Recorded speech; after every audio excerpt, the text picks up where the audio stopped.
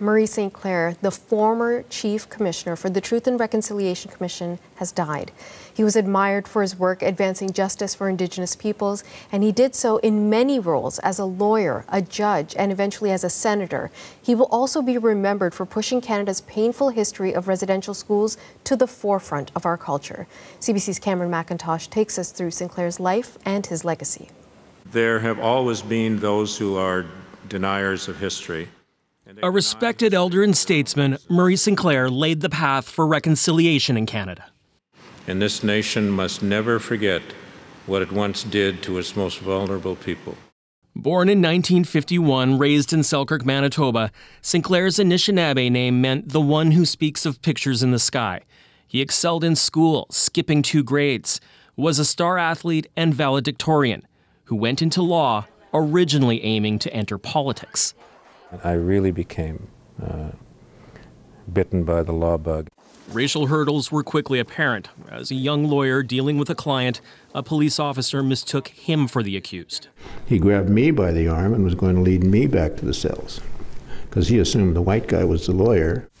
In 1988, Sinclair became Manitoba's first ever Indigenous provincial court judge.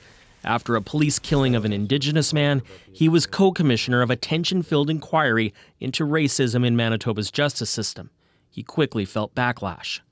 An RCMP officer came to my house and said, we have information that a City of Winnipeg police officer has threatened to kill you. Nothing came of it. Sinclair kept asking hard questions. He rose to Queen's Bench and also led an inquest into the deaths of 12 infants in pediatric care in Manitoba.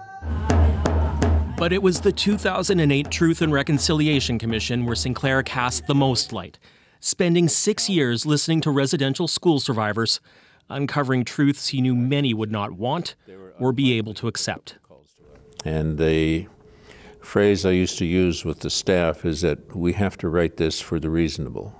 His 94 calls to action have brought some progress, particularly around awareness, but many remain unfulfilled. The public still largely struggles with the question of what can we do about it. Shortly after the TRC, he did get that career in politics, appointed as an independent senator in 2016. He served nearly 5 years, a platform he used to promote reconciliation. I've been involved in the work of the Truth and Reconciliation Commission. Why can't you just get over it and move on? And my answer has always been, why can't you always remember this? He turned down consideration for Governor General, citing a desire to spend time with his family, but was a member of the Order of Canada. Through it all, he became one of Canada's most respected Indigenous voices. A mentor to many, including Manitoba's first Anishinaabe Premier, through his career, Sinclair dealt with countless stories of pain, despair, and racism, but at his core, remained an optimist. As long as we have that belief in the need to improve the future, then the future will be improved. Change he acknowledged would be slow, but remained confident is inevitable. Cameron McIntosh, CBC News, Winnipeg.